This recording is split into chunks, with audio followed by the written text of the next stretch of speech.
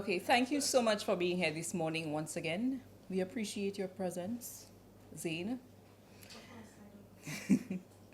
This morning, our first presenter is Honorable Dr. Virginia Albert Poyat, Minister for the Public Service, Labor and Gender Relations. And Gender Affairs, sorry.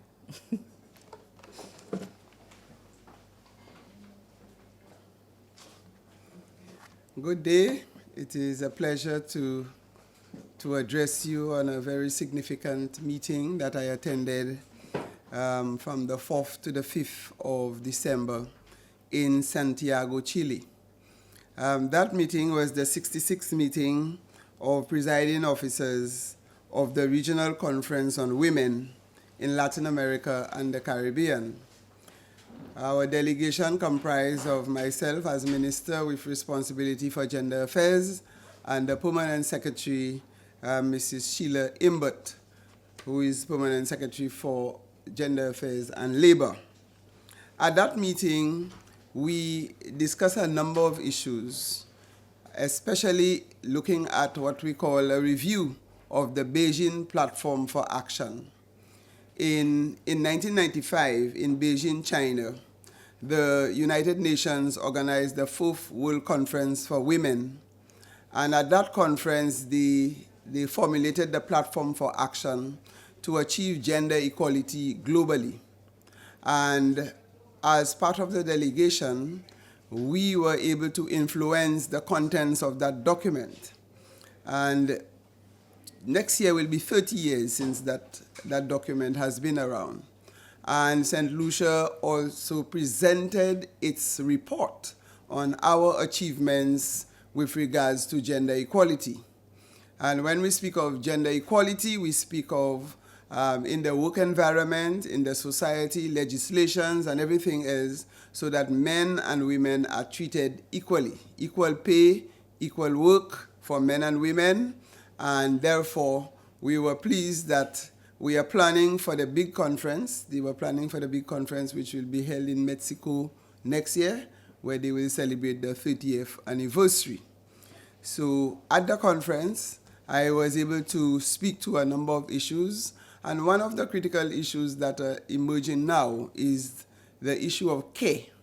And we find that care for persons is actually being feminized, where it's mostly women who are involved in care, especially for the elderly. And if you look at our caregivers program in St. Lucia, about 90% of the caregivers are women.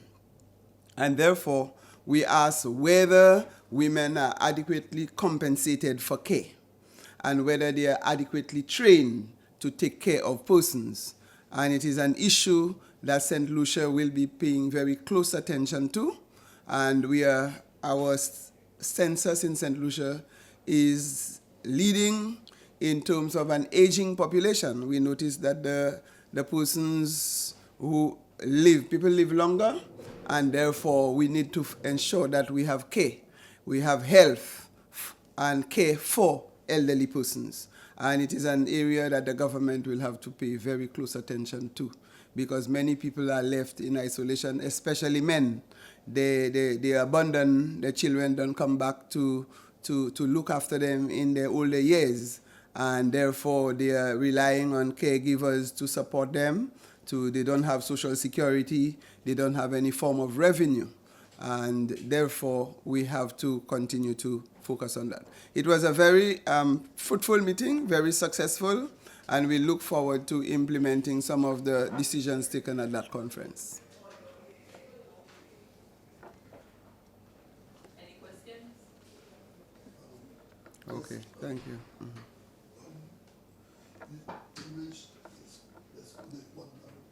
You mentioned that 90% of the caregivers are female.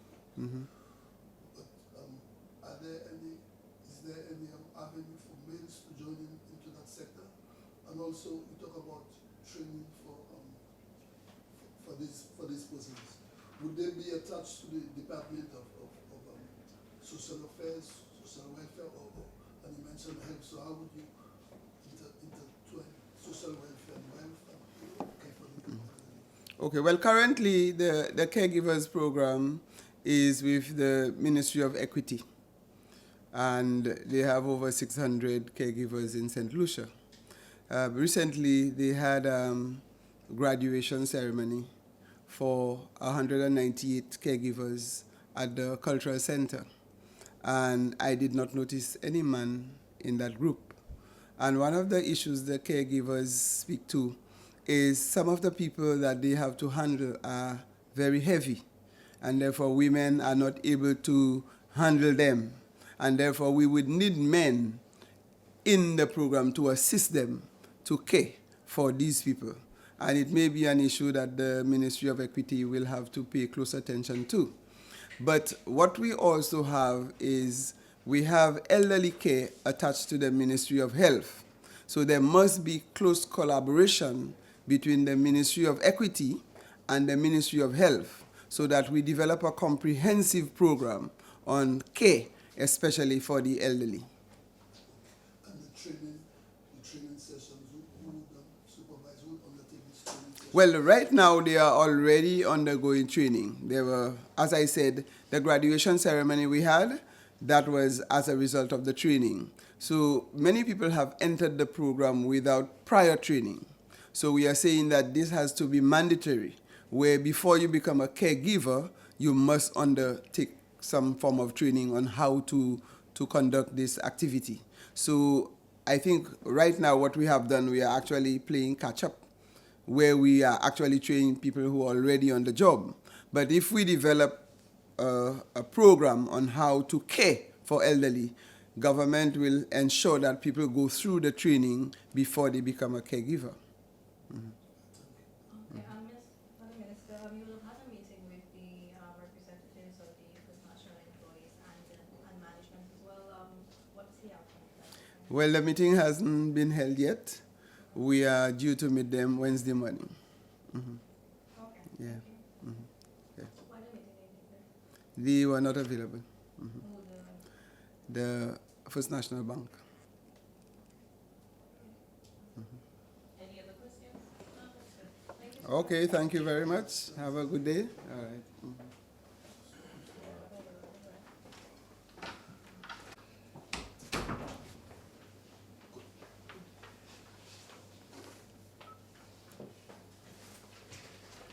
Okay, our second presenter is Senior Minister, Honorable Stephenson King, Minister for Infrastructure, Ports, Transport, Physical Development, and Urban Renewal. Thank you very much, and let me take this opportunity this morning to wish you a very Merry Christmas, which I'm sure you will have, and obviously a bright and prosperous 2025, which is ahead of us. This morning, I'm prepared to accept questions from you on infrastructure, and particularly road infrastructure. What I can say to you is that in the year of infrastructure, the Department of Infrastructure, Ports and Transport has undertaken a number of road rehabilitation works and also road maintenance activities. In this regard, the department has been responding to the needs of St. Lucians. We recognize that the road infrastructure in St. Lucia has deteriorated over a period of time, and in many instances, that period of deterioration has been well over 5 years, 10 years thereabout. What we've also realized is that our infrastructure, apart from decaying, we are in deficit in terms of maintaining our infrastructure. Whether it's water, roads, and you name it, all of those areas, we are in deficit. And so the year of infrastructure falls in line with our strategic plan, which is entitled Infrastructure 2030.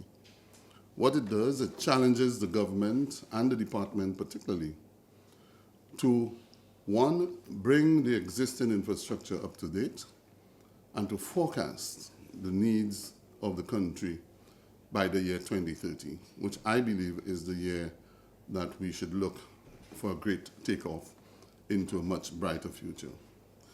So we have undertaken a number of programs, or we are undertaking a number of programs.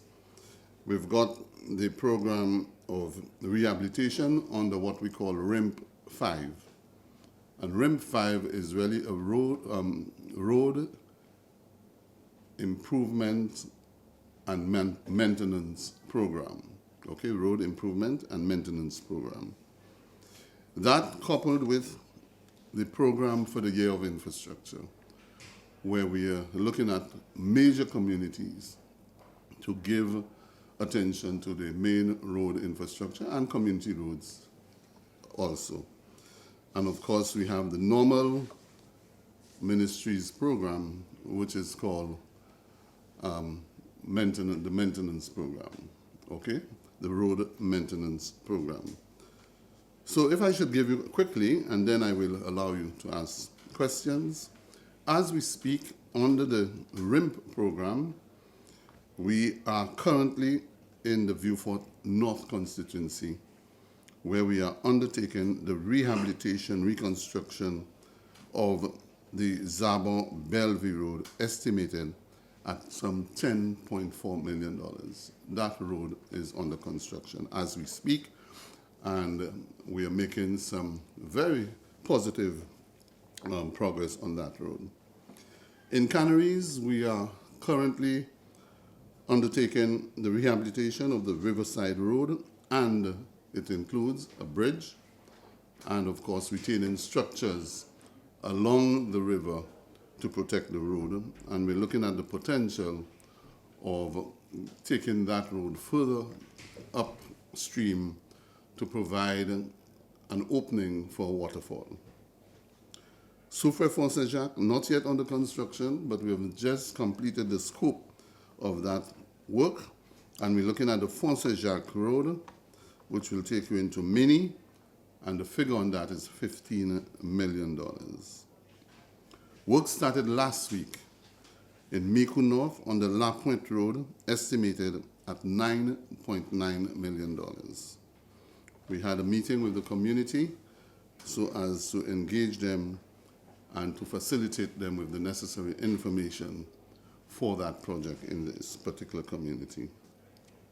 In Grosley, we are currently in the constituency of Grosley, in the community of Assu Canal, where we are involved in the rehabilitation of a major road in that community, valued at $7.2 million in Assu Canal. Later on, we will be connecting, or I should say, rehabilitating the connection between Assu Canal and the Vesicree-Norbert-Corinth Road, so as to create a sort of thoroughfare that is comfortable, that is safe, and improved carriageway. Then we look here at Beauséjour-Caimagé, which was started before cricket, the T20 World Cup competition. Beauséjour-Caimagé, that entire loop from Beauséjour all the way to the stadium and back to Caimagé to meet with the Grand Riviere Road. That road, we have finished the first phase. And the first phase is what you call the regulation phase. That is the phase that allows you to have a much better rideability on the surface, but at the same time, it gives you an opportunity to be able to test the road and to see where the weak spots are and to respond effectively to ensure that by the time the final layer of asphalt is placed, what we call the wearing course, that the road will give us the life that we expect. And that road the first phase has been completed, and we're soon to commence the second phase, and that we will do in January. In Dennery North, we have completed the Larissus-Lacaille Road, which is a road that we have totally rehabilitated. It's a segment of the road, rather, which we have totally rehabilitated, and we've got it on the maintenance. So if you look at that road, and it's a pilot project we're looking at, to build roads and to put in place a maintenance regime that will extend the life of the road. So that road is under a maintenance regime with the contractor. So you'd notice that the environment looks a lot more attractive. The verges are cleared, the drains are kept flowing, and it's well manicured, and that is the sort of thing we're hoping that we can introduce to keep our roads looking good. Then we will start not too long from now, the Larissus Junction. It's the Larissus Road from its junction with the highway to the junction known as La Perle, and that road is valued at $3.8 million, which should start on this road very soon.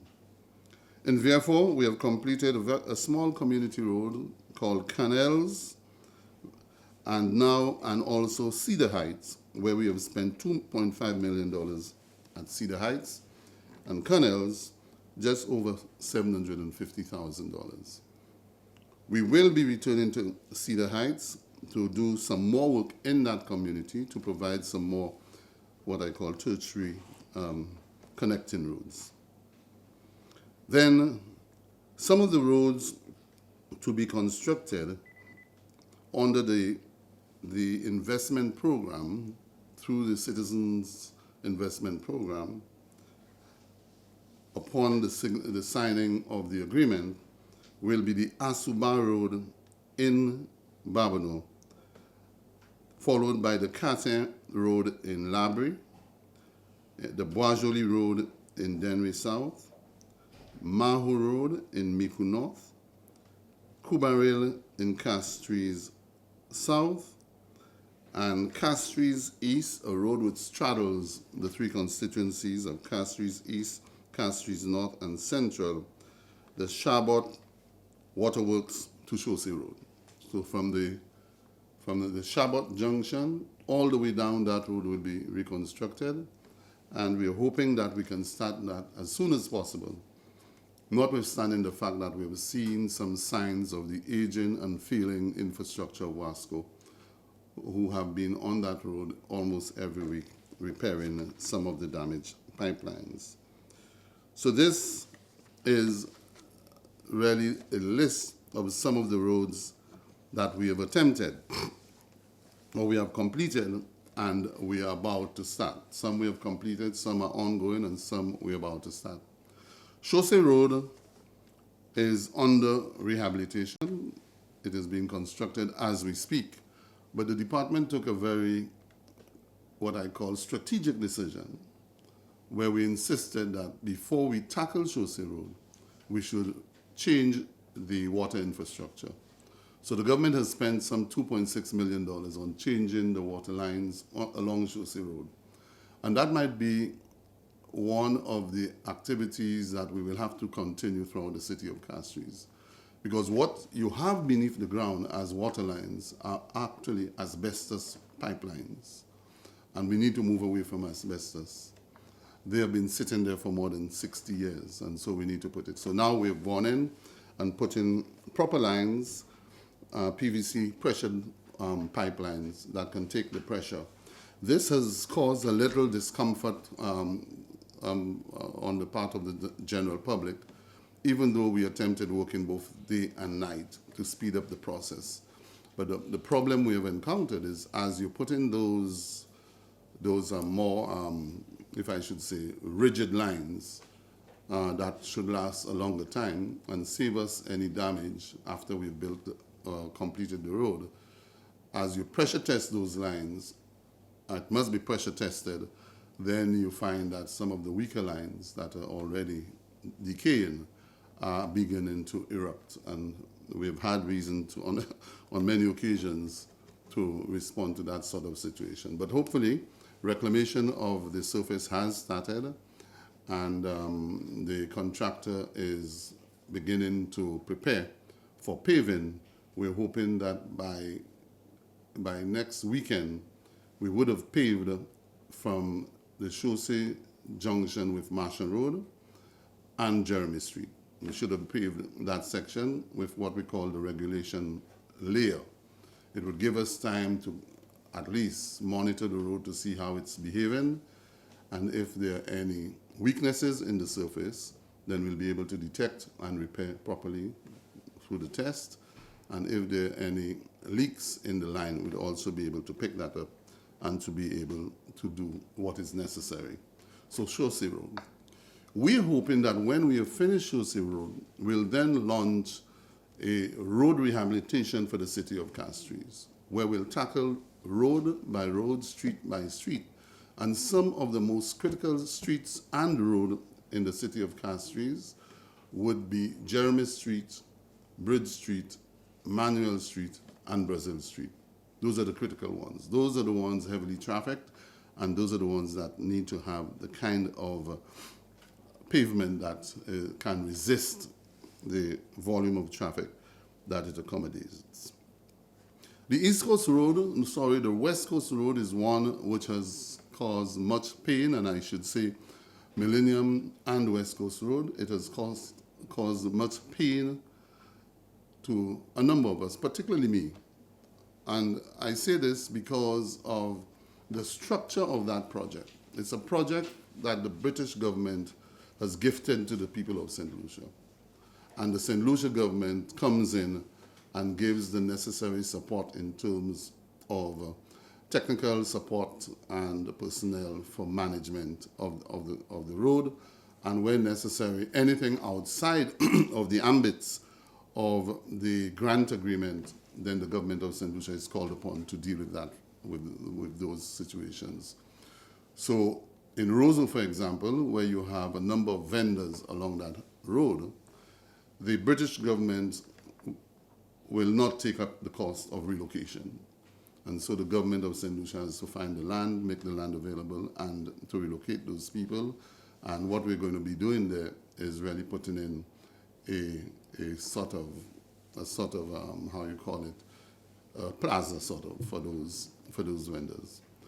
But we have seen some progress, and hopefully some, I should say, some sight of the completion of the Millennium Highway. We have been able to connect the highway with the Japanese-funded bridge. The roundabout almost in full operation. The other aspects of the road, as we move from the roundabout to the Fuasho Road junction, you notice quite a bit of work is ongoing, providing some discomfort, but hopefully within the coming weeks we will see even greater rideability on that road. And the reason why all of this is happening is because of the attempt to ensure that the road is built up to standard, to a quality second to none. Along the West Coast, the company Namalco is on that road, and I must say I'm disappointed in the company. I'm very disappointed in Namalco. I have seen and I have complained about lack of signage in some instances. In some cases, activities that I believe are disrespectful and insensitive to the population, the government, and people of St. Lucia. So I'm hoping that those who are in charge of ensuring that the people receive a good quality road, and I speak of the consultants, the project management team, and engineers, I would hope that it would pay greater attention to what is going on there, particularly now when we see an extensive length of road has been scarified and reclaimed with the hope of repaving. I do not believe the people should go through this activity. And while the Ministry of Infrastructure has taken the responsibility of apologizing on behalf of the contractor, I think when contractors engage themselves in working for a country, they must respect the country, respect the government and people of the country. And I have no apologies making as far as that statement is concerned. So that's a picture of where we are in terms of our ongoing works within the Department of Infrastructure. On the side of, at a later date, I will give an update on water and what is happening, where we are, where we ought to go. But the whole idea on the infrastructure side is to attempt to bring the kind of relief to our people. And I know that the north corridor of the country, the northern corridor of the country, which is from the Shock roundabout all the way to Grosley, is a concern of many people. That road, from the Shock Bridge to Grosley will be in three components. One component from the Shock Bridge to Marisel, a second component from Marisel to the Bois d'Orange Bridge, and the third component is really from Bois d'Orange Bridge to the Grosley Junction. That will join with the Grosley Cap Estate Road, which was done 2 years ago. I think we did it under our normal program. But to undertake that project, considering the volume of traffic on the northern corridor along the Sir Julian R. Hunt Highway, as it is now called, we need to look at ways of comforting the people who traverse the road from Shock to Grosley. So what we're looking at is to commence work on what is called the Viesiqui-Norbert-Corinth Road as a bypass. So the first phase, we will be spending almost $8 million there. To begin, we have already done all of the surveys, so we know where the road is going to, how the road is going to be developed, we've acquired land, that has gone through. The road will be widened, proper drainage, and of course built up to standard. So it means now that we'll be providing a very attractive road, a road that's wide enough so that there's no fear of navigating it. So it will be an attractive road, a safe road, and a road that should be much quicker than staying on the main Julian R. Hunt Highway. Once we can do that, then it means that people will be able to take this alternative route and get onto the Granvier Road. And once you get onto the Granvier Road, you can get into Union, you can go back onto the Julian R. Hunt Highway, and you can also take it down to the Union roundabout, the Shock roundabout. There's another piece of road that we will also be developing to help in alleviating the traffic on the Julian R. Hunt Highway, and that is the road which traverses off the Bois d'Orange Bridge towards behind Sunbelt all the way towards Corinth. That road will be a first phase to a more elaborate plan to build a parallel road to the Castries-Grosley Highway, which would end at the Shock roundabout. That is the first phase. So it will take you from the Bois d'Orange Bridge and hopefully all the way bypassing the flow compound onto the Granvier Bridge, Granvier Road. The futuristic plan is to take that road uphill and back down into the Shock Valley onto the Shock roundabout. So these are some of the initiatives of the government, and I hope that at least this gives you sufficient information that you will understand what we are doing and that no one should say that they don't know what is happening. In fact, I understood that a radio personality indicated that he didn't know what was happening on Chaussee Road. And I must say, it's difficult to understand that a radio personality who obviously makes comments on every issue, whether he gets mad or not, will find that he doesn't know anything as to what is happening on Chaussee Road, even though the signs were placed there at least a month before work started. So, in a nutshell, that's my message to you, and if you have any questions, I'll accept it. Yes, going on to the portfolio ports. Beg your pardon? Other portfolio ports. The other portfolio? Ports, I want to talk about the airport redevelopment. Okay. Well, I indicated earlier on that I'll do roads today.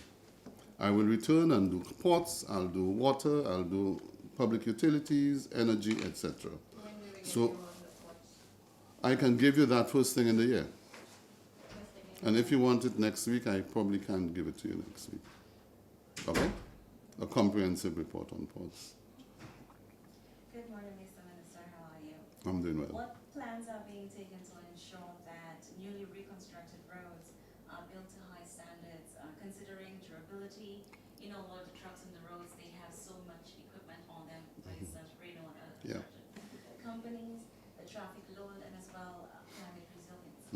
Okay, very good question. There are a number of initiatives that we are looking at and some that we've already commenced. For example, the Materials Laboratory Unit, which is the unit which would test construction material, particularly for government, road construction material for government, design mixes to make sure that the designs that are done by engineers or that are proposed by engineers are suitable for the roads. The Materials Laboratory Unit is being upgraded to be able to deal with what I call the challenges ahead of us in terms of the weight, the falling weight of vehicles, etc., etc. So that will be done. And as we speak now, work is going on at the laboratory in terms of facilitating new equipment that the government will be procuring for the unit, so as to have a materials laboratory unit that's second to none in the world. Next year, I've already spoken to the government of Taiwan, and I am due to have a visit to Taiwan. And part of that visit is a focus on their practices and to see what sort of collaboration we can have with them in terms of our laboratory. Now, that is very important in that while we speak of improving the quality of roads, the standard and the life of the road, a lot of that depends on the quality of material you use, just like your home. It's the quality of material and workmanship. The other area that we are looking at is the strategic plan which we have launched, Infrastructure 2030. So Infrastructure 2030 is not just to say we have launched a program and it has no meat into it. What it will do a number of things. One, the Works and Roads Act, which was launched in 1959, which was passed in 1959, will be revamped, will be re-looked at, reviewed, and a new piece of legislation will be presented to Parliament for consideration and approval. It means, therefore, that a number of the standards in there, a lot of it has changed, those standards will come into force, and then we will put very strict protocols in place to ensure that road contractors, even ministry officials who are designing, will conform to those designs, even if they use what we call the standards of the FIDIC, which is the International Corporation of Engineers. So a lot of those things, those standards will be instituted to ensure that our engineers design properly, to ensure that designing in both structure and mixes are done well, and then to supervise appropriately. So these, for sure, we are looking at, and I must say that it is one that we must pay attention to. In some instances, the government, as we speak now, doesn't operate its own bitumen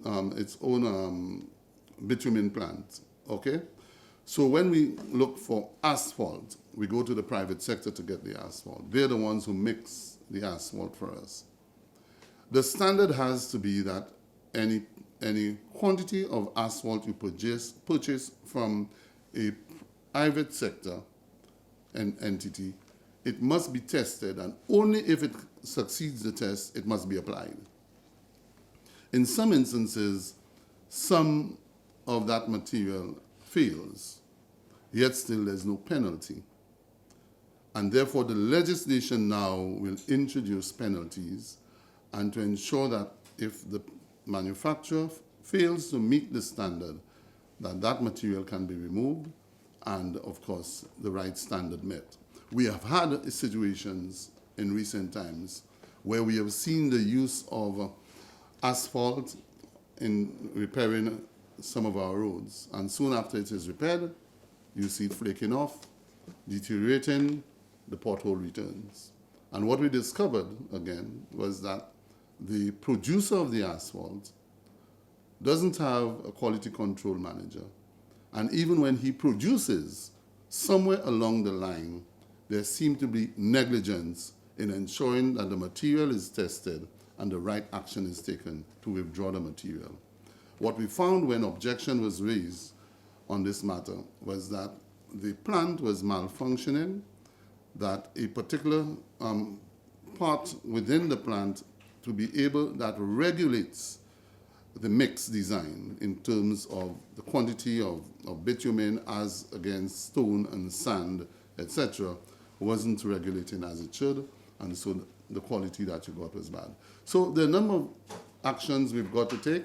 We also have got to ensure that the quality of workers that we put out there to undertake our roadworks from within the department and without the department are up to a standard, to make sure that those persons are trained properly, to conduct the necessary training workshops, etc., and to ensure that we get the quality of work that the people deserve. Just one more question. How is the ministry addressing the need for clear, visible, and standardized road signage on our roads? Because a lot of the times, especially the West Coast, there's not proper signage there. Yeah. And other areas. In the recent past, we have intensified the road safety program.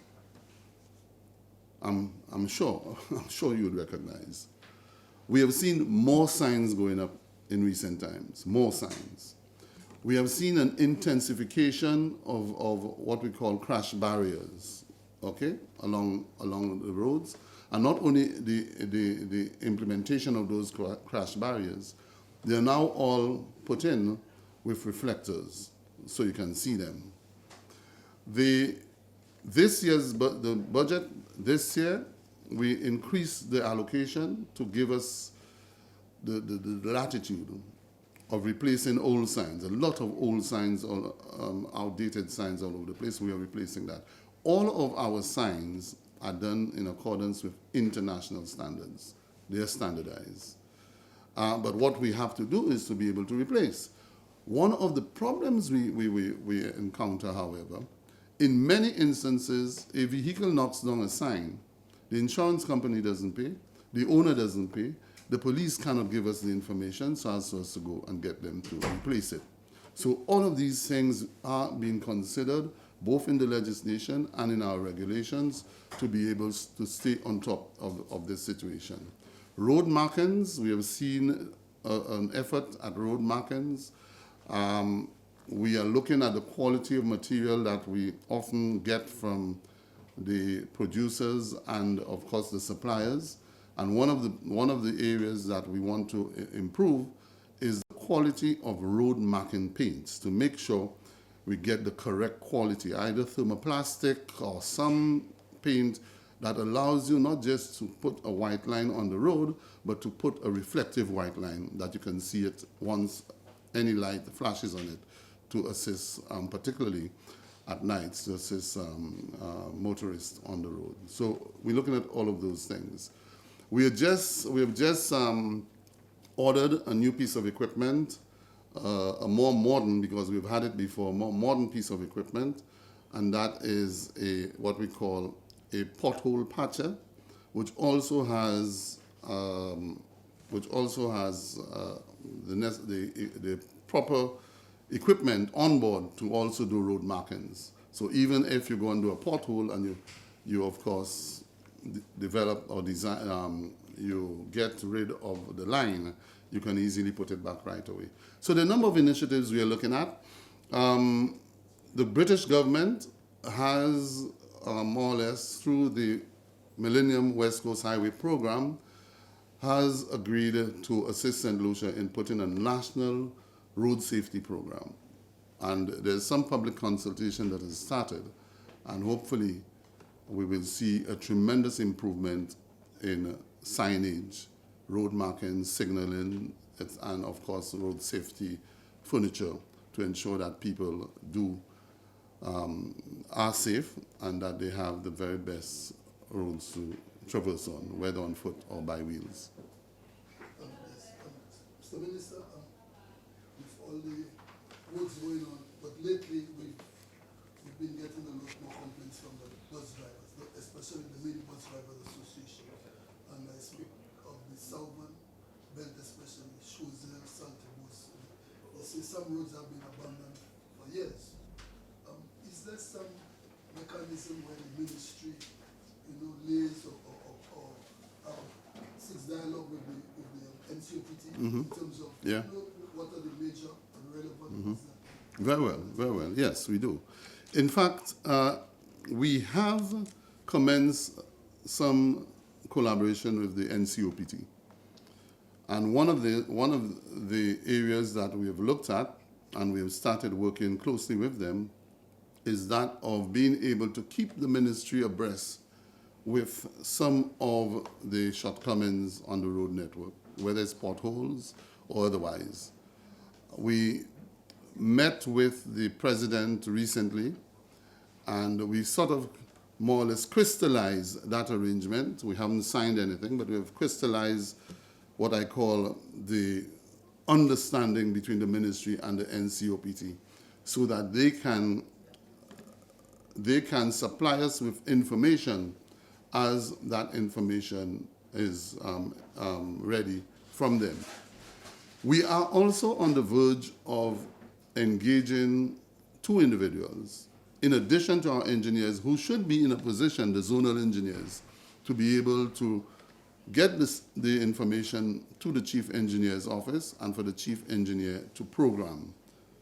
We are on the verge of engaging two individuals who will be out there, and they're certainly not going to be engineers, ordinary persons who will be out there, the eyes and ears of the public, I should call them, who will be able to identify the shortcomings, to identify the problems, the challenges on the roads, where the potholes are, how are they developing, etc., and report to the ministry and for the ministry to take aggressive action.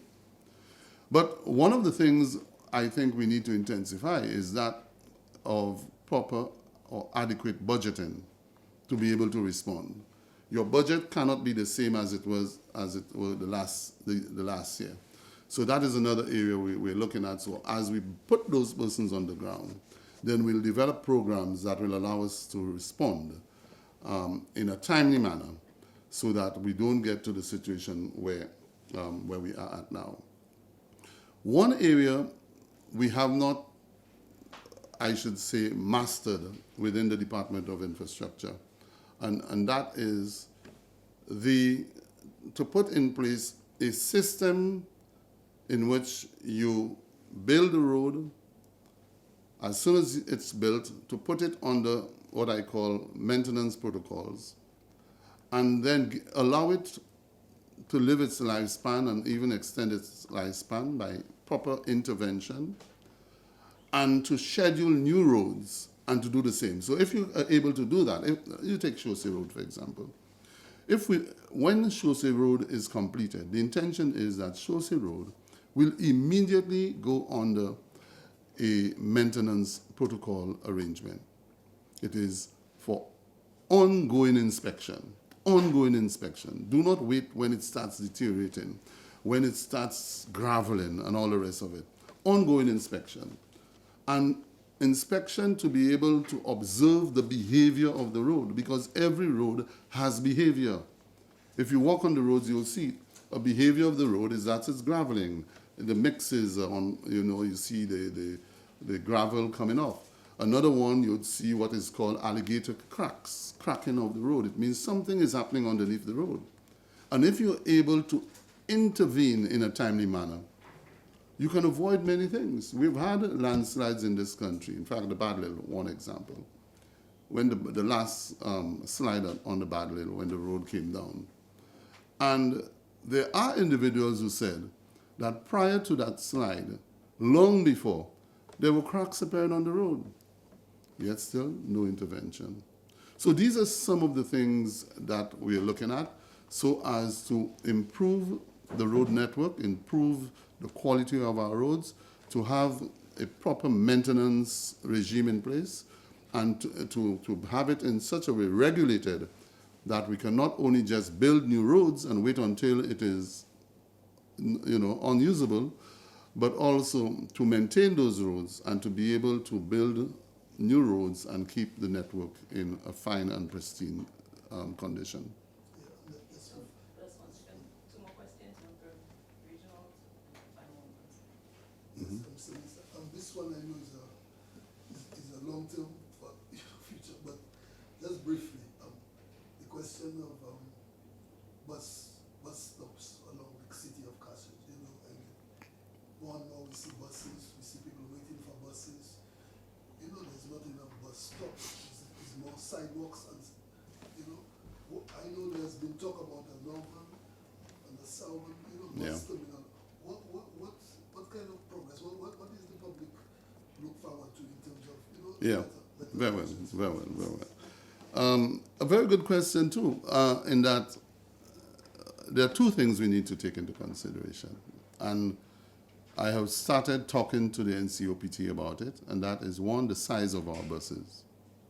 And I'm one who strongly believes that we need to look at how can government engage the NCOPT to put on the road larger buses to ply the primary road network, and the smaller buses to ply the interior, the secondary and tertiary road network. So you take off all of those buses, whereas if you can put in a 30-seater or 45-seater, it means 3 buses off the road at any given time in the city. The second one is to build major terminals in the country. For example, Castries and Viewfort should be 2 main terminals, and then Soufrière would be another. And then in certain locations to come up with some other smaller terminals for the communities. We are now looking at an old plan which existed before for a bus terminal in the gardens. So half of the gardens we're looking at to take up, which would start from Darling Road, along the parish drain that runs through the gardens, all the way to Chaussee Road, and to probably a multi-story. So it's under design now. We had a preliminary design done, but we've given it for further review and to get a proper design that would allow us to be able to operate the northern corridor, the northern section of the country, all buses in that half of the country, out of the gardens. I cannot give you a timeline as to when that is likely to happen, but we do have a very keen investor who is willing to come to the table with the resources on a bolt arrangement, build, operate, lease and transfer, and to build the facility, and over time the government would pay it back. And that would include bus terminal, shopping, etc., for the gardens. There's need for a southern terminal, and there's talk that probably the southern terminal should be somewhere in cul-de-sac, although I believe we may have to look at squeezing it in somewhere to the lower prolongated Miku Street, somewhere there, Queens Lane, and even where the fire services, and going over the river to put the southern terminal in that area. We have no plans. These are my ideas, so you can say it's my idea, not a plan as yet. But so these are two. At Shock, we have just completed a design for Shock to have a bus terminus there that would serve Babono and its environs, because quite a bit of activity is taking place there now. And the worst thing to allow people to, if I should say, lead the government must lead. But the fact that they've gone there and they've started operating informally, then we need to formalize it by putting a proper terminus, and that one would have, as I said, some shopping facilities, etc., a beautifully designed structure. We've got it, and I'm hoping that we can start work in the not too distant future. Otherwise, the public transportation system of St. Lucia is not really public. It's public transportation operated by private sector individuals. But government more or less gives the support to those individuals, and therefore we accept that, but we'd like to see greater cooperation and collaboration where we can probably help in providing adequate bus services, scheduled bus services, and if we can do the scheduled bus services, then you'd see the city coming alive again, because people would want to know that if I need to go to the city at 6 o'clock in the evening and to return at 11 o'clock in the night, I will get a bus. So these are some of the long-term issues that we need to deal with. going forward. My question is, yeah, what's your response to public criticism about your work as an infrastructure minister over the past 8 years? About the past 8 years? Yeah. The criticism? Yeah. Unfortunately, I'm not aware of the criticism. I don't know the content of the criticism. What I do know is that we have been doing an enormous amount of work. Enormous amount of work. And not long ago, I met with some individuals who came for a meteorology meeting. And it's not the first time they came to St. Lucia, and they've said, and I don't think they're flattering me, they said, Minister, I must commend you on the work that is going on in the country. We have seen the improvements to the roads, and you just take it. 8 years in the former administration, 3 to 4 years in this administration. Those who are attacking me now praised me then, now they're attacking me. But let's look at it. Let's look at it. In this administration, I've listed all the roads there. We have done I'm starting from the north. We have done the Pigeon Island Causeway. Pigeon Island Causeway onto the Pigeon Island Grosley Road. We have done that in this term. We have also done the connecting road, okay, from Grosley to Pigeon Point. We have done from Cap Estate to Grosley. We have done Beauséjour, Kaimoji. We have done Montciton in Grosley. We have done Beauséjour Housing Development Phase 1 and Phase 2. Okay? I'm not talking about those I did before. Okay? All of these we have undertaken. Montciton, we have dealt with a bridge that stayed pending for years in Wavrin, what's the name again? La Viemita. Brand new bridge under this administration. We are in Babonneau doing works.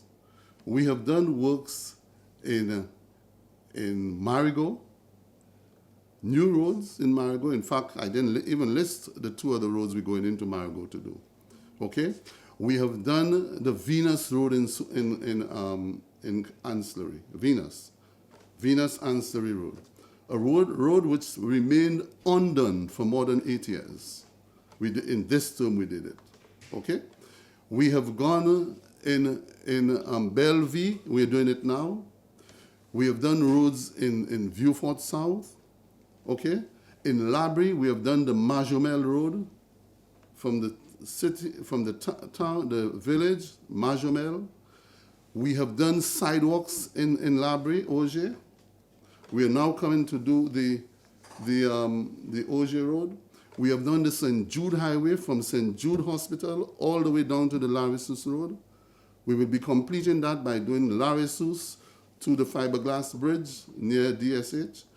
We will continue to do from the brewery all the way down to the supermarket. We are currently in Cantonment, doing the Cantonment Road. You understand? In Micoud, we have done roads in Micoud, in Dennery. I spoke of some of them here. So when people criticize, I know 2 things. 2 things. There are 2 ministries that people will never be satisfied with. The health ministry, they complain as soon as they land in the emergency unit. They land there because they don't want to wait. It takes too long, and so problems in the emergency unit. Ask them what is the service like when they get into the mainstream hospital. You know, one year I went to Canada as Minister for Labor on the Farm Worker Program, and I wasn't feeling too well, and someone said to me, a friend of mine from Canada said, you need to go to the hospital, go to the hospital. I went at 11 o'clock in the morning. I got out there at 5:30 in the afternoon, from 11 in the morning to 5:30. You know the difference between Canada's hospital and St. Lucia's hospital? St. Lucia needs to put a good triage system in place.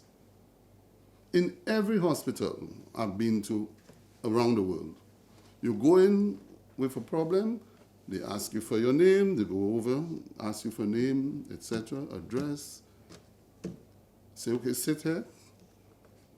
You sit there 10 minutes, a television is playing, you get caught up, and then they call you, and they say, come, sir, go to office number 1 or 2, and they ask you the same questions again, and they say, can I have your blood pressure? They do your blood pressure.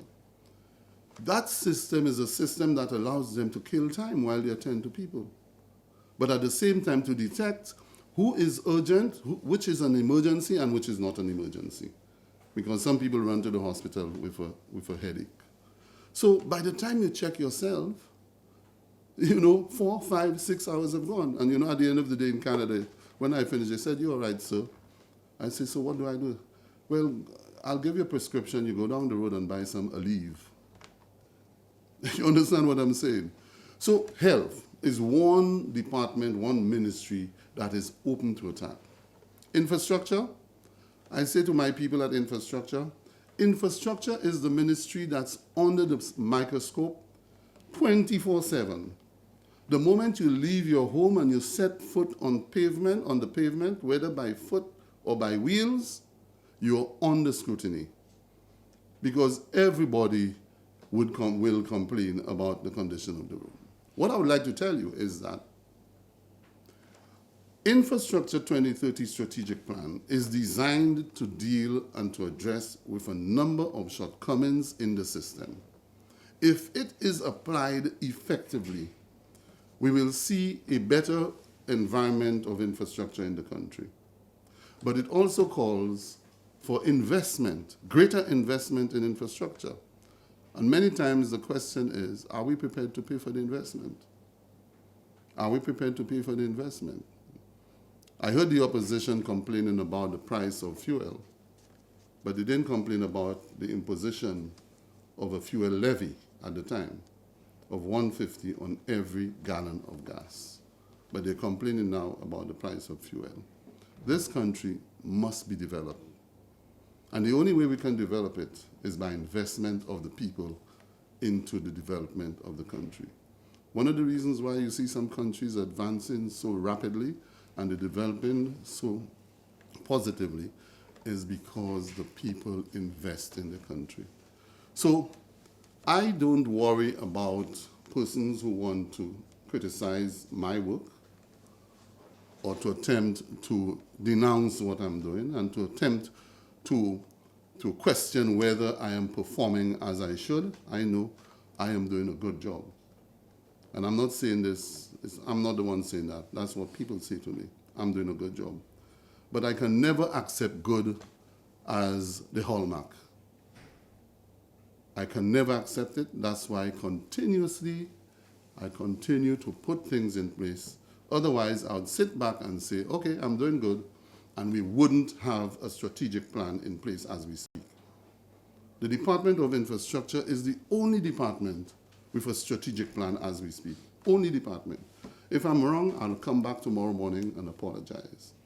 But a clear strategic plan which looks at the structure of the department, how to restructure the department, the quality of personnel that we need to put into the department, the planning of the department to erase the deficit in infrastructure, and to put a plan in place that will take us by 2030 head and shoulders to the rest of the world.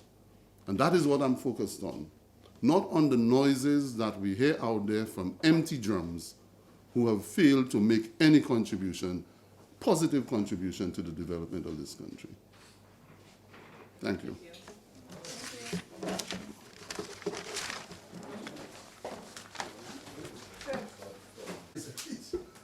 That one doesn't know. He's all of us. Okay, that's a long primary city. Good morning, good afternoon.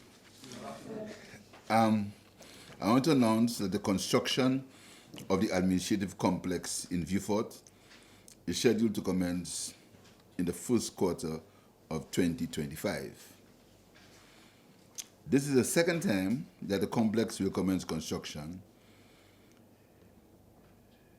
The original complex commenced in 2016 by the former Labour administration, but was abruptly stopped by the succeeding UWP administration in 2016, within days of being elected into office.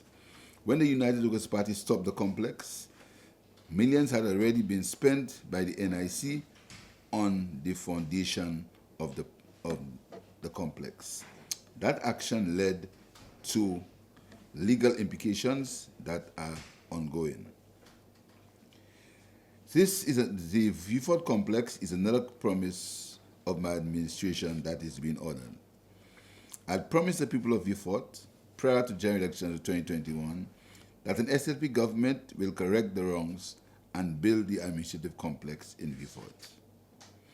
I had also made this announcement at the last budget debate that the government will resume construction of the complex. And I'm happy that arrangements are being finalized to proceed with that construction.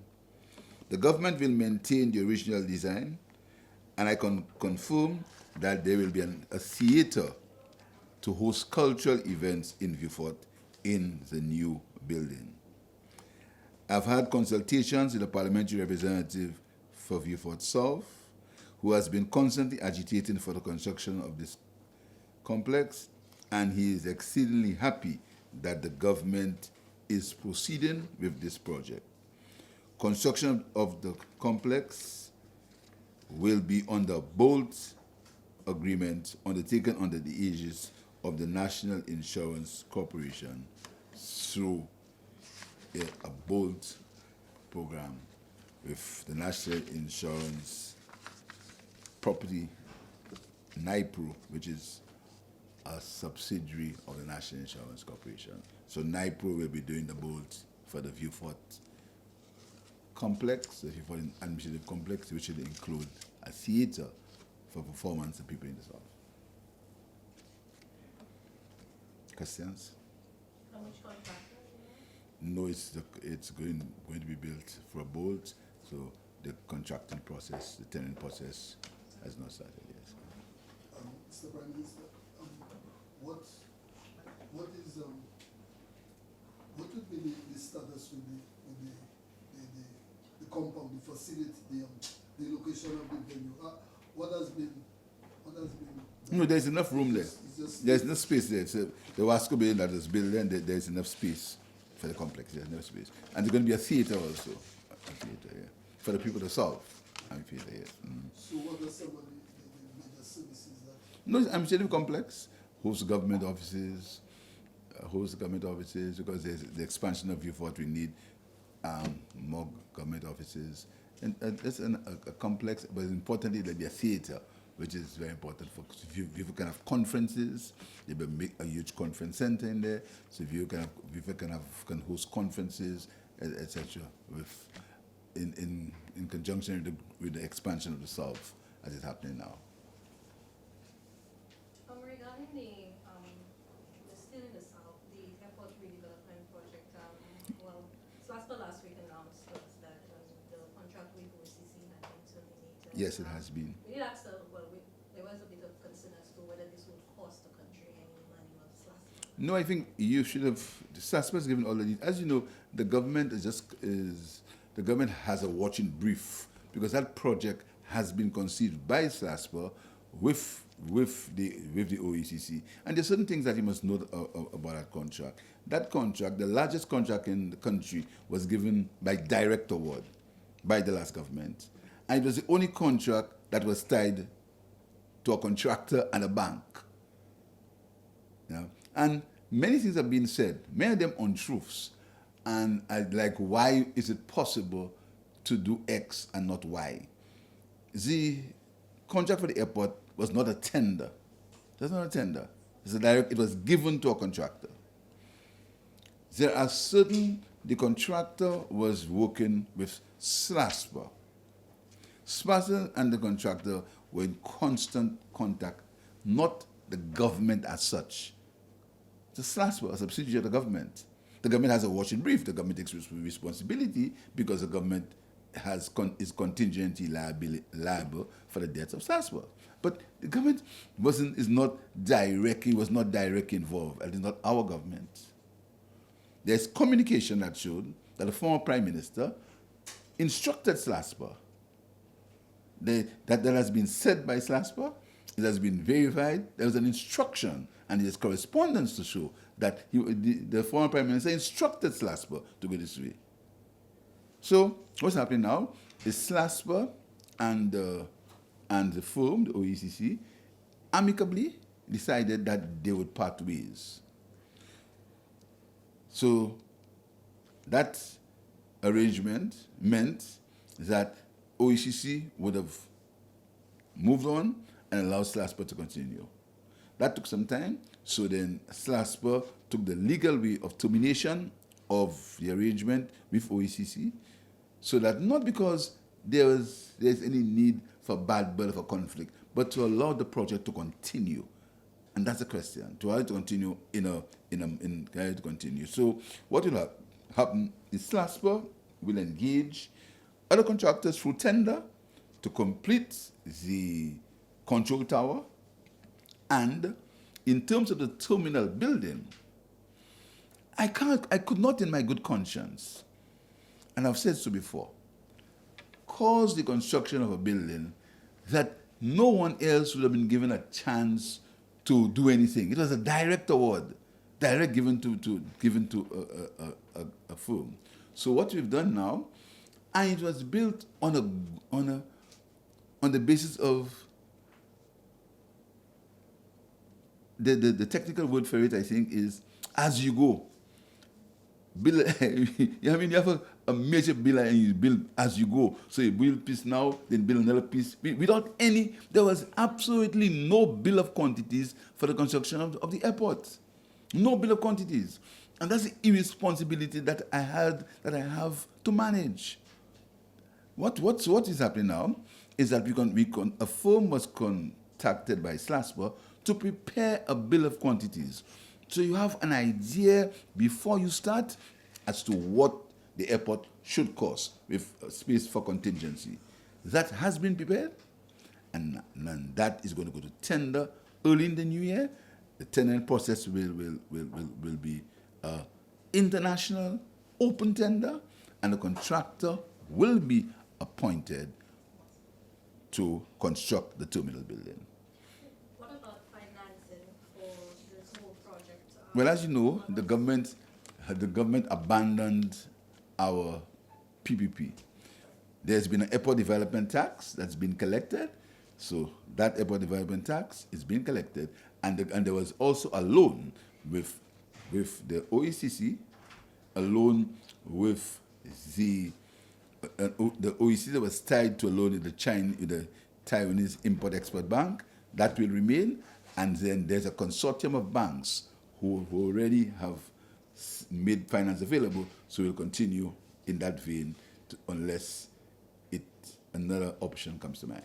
That's the 100 US million. Yes, Just on Matthew constituency, we saw a fatal shooting. It wasn't like my constituency. Everything of the OC is my constituency. No, it's not. It's Cassius North, actually. You see where was the shooting? No, Where was the shooting? just a little hyperbole. No, it's not my constituency. So That's Cassius North. It doesn't matter. It really doesn't matter, which But as a constituency. Minister for National Security, your where are we now? What are we doing? I'd like to tell you where are we. What I know is that we continue aggressively pursuing crime, aggressively pursuing the people who are committing crimes. The police announced this morning that they have 45 arrests of people for gun crimes. On the 17th of December, 79 new recruits are going to be put on the streets. I mean, going to be come from school, from police training school. We have already put out a call for another 80. So between now and 6 months from January, now in June, there are going to be about 160 new recruits, 160 new policemen on the road, 160 new policemen on the road. We also are looking for between 50 and 60 special reserve constables to be on the road. Special reserve SRPs, special reserve constables. We continue to give the police the resources that they need to that they need to fight crime. We continue. Last week there was training on crime management and crime and intelligence as far as that's concerned. As I've said to you several times before, I've said to the public of St. Lucia, the situation involving crime is not comfortable. It's not something that pleases me. And it surprises me how opposition elements can almost gleefully proclaim as if they have a victory when these crimes are committed. You must recall, the United Workers' Party were in power for 10 years. And we seem to have forgotten that. We seem to pretend as if the United Workers' Party is a new kid in town and some of the players are new players. The same players were there between 2011 and 2016. And some of the same players were there between 2006 and 2011. But you see, especially for the younger people, we seem to want them to forget that these same players were there. These are not new players. These are the same players. They were involved. So the problems that existed in this country, they were part of it, and they refused. We are the government that is augmenting the police force in a serious way. We've trained police officers. We are the government that started in 2001, 2006 to improve police stations. And now we're doing it with the Grosity Northern Police Headquarters, the Northern Police Headquarters. So our strategy as far as crime is concerned is pretty simple. One, make the resources available for members of the police force. Two, give the police force the necessary operational independence to do what they have to do. Operational independence. Thirdly, ensure that the judiciary, what the judiciary needs that they have by passing the necessary laws. We've made that clear. The necessary laws we've passed, we've increased the gun crime, the gun offenses, we've increased the offenses as they relate, offenses for bail, gun possession, etc. We've increased these penalties. So that is what we are doing. In January, the Attorney General will come to court to further strengthen the laws as relates to witness protection, etc. So we've said so several times before. Now, what we are calling for is that we're calling for people of St. Lucia to exercise a level of restraint. What we've done, we're trying to see if we can have intervention, crime suppression interventions. We appointed a Minister of Crime Prevention. You know how that is handled. We give some financial support to Prince Kailash and his group, Stephen King, etc., to help in crime suppression methods. In the SSDF, we have a unit that is doing that. So we're talking at different levels. But I've said before, and that's not an excuse, the crime problem seems to be pervasive throughout the entire region.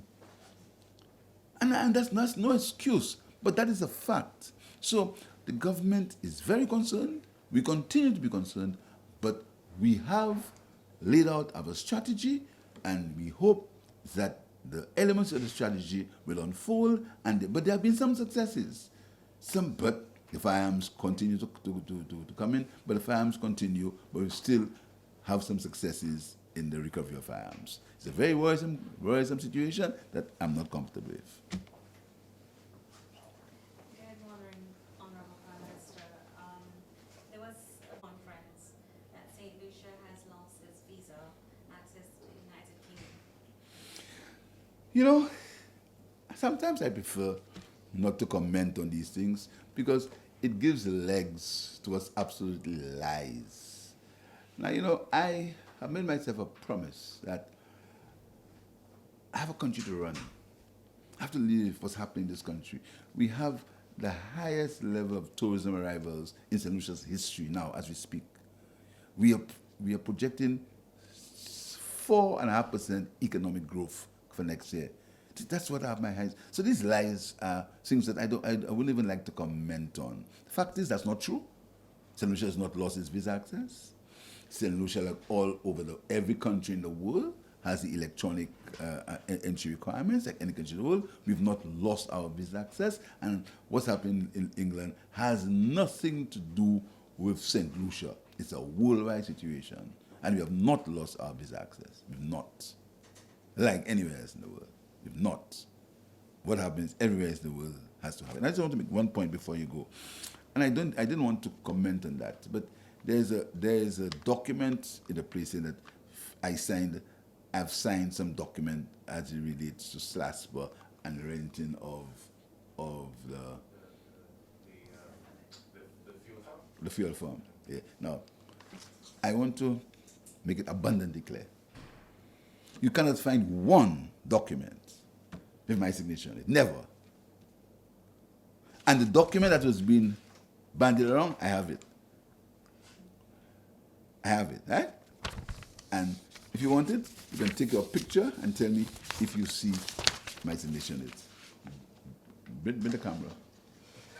Bring the camera. I want you to know, because it is time that we do not allow people to get away with these things and play as if it never happened. It's time. I'm fed up of these. I don't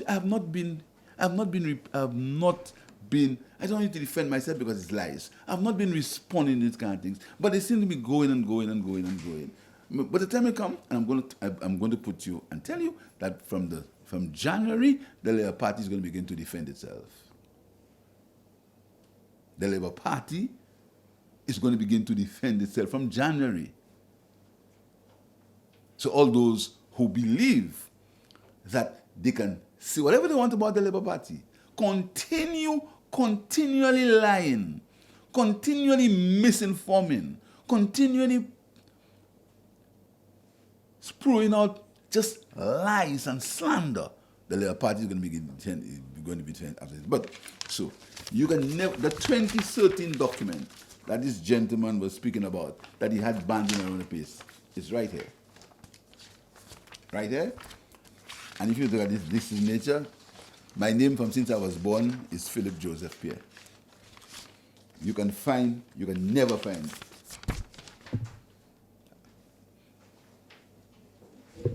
And if you want to talk about another document, another lease, which was the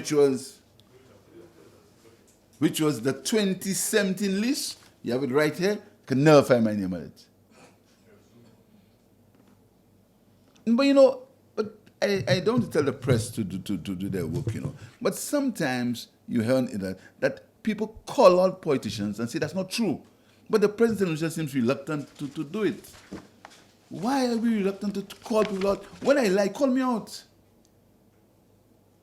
I mean, when a gentleman can take a paper and bind it on a place like that and don't show you the facts, and the facts is the person he said signed it is nowhere there.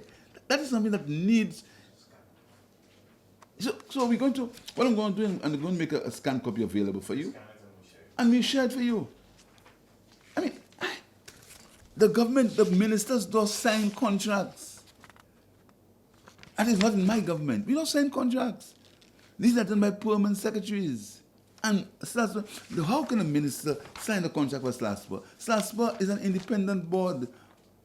And the minister's job is to give policy and direction to SLASPA. How would the minister sign a contract with SLASPA? Why is the minister involved in that? SLASPA has a board. SLASPA is so different that the board is appointed not by the minister, The board is there by statute. And again, the press must call out these things. I cannot appoint the chairman of SLASPA. No prime minister can. The chairman of SLASPA is appointed through the Constitution, and he is not a person. He is the permanent secretary in the Ministry of Finance. So if tomorrow you become the permanent secretary in the Ministry of Finance, you are the chairman of SLASPA. And the deputy chairman is the permanent secretary in the Ministry of Infrastructure. So if tomorrow you become deputy, you get on SLASPA, the prime minister does not appoint the chief members of the SLASPA board. And the SLASPA board, the members are by statute. Who has to be there? I mean, the minister, and it's very clear, SLASPA is a hybrid. The Minister of Finance looks at financial matters, and the Minister of Infrastructure, or at that time Communication, looks at operations. So it's a hybrid. So that misinformation is something that we must call out. It's not good for you. Cannot have a country where people who want to get into government just doing it by lying on things that are easily provable. This is uncalled for. There's several things that I said that are not true. Absolutely not true. I also heard that we're making $20 million we're making $20 million on petrol and that kind of, this kind of situation. And then they put the money aside already to repair roads. There's not been 1 cent put aside by the United Workers' Party for the repair of roads from the fuel tax. Let me say it again for you to hear. Not 1 cent had been put aside by the United Workers' Party when they were in government for repair of roads from the 150 increase in the gas tax. Not 1 cent.